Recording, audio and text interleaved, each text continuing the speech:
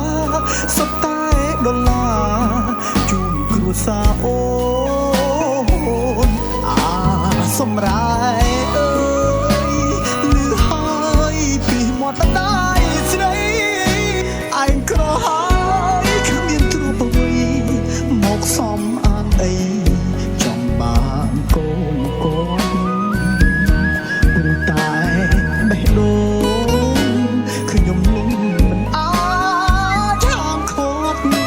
ម្ដាយអូនដៀលបងកប់មាត់គុំរៀមពងរត់ស្នេហ៍អូននឹងបងពីថ្ងៃនេះទេត្រូវបំរើចិត្តឈប់នឹកគេព្រោះយើងក្រគ្មានលទ្ធភាពទេបានត្រឹមគេជាឈឺចាប់រាល់ថ្ងៃសូមជូនបងឲ្យបានជួបមនុស្សប្រពៃចិត្តនេះយើងគ្មាននិស្ស័យស្នេហាបានត្រឹមប៉ុណ្ណឹង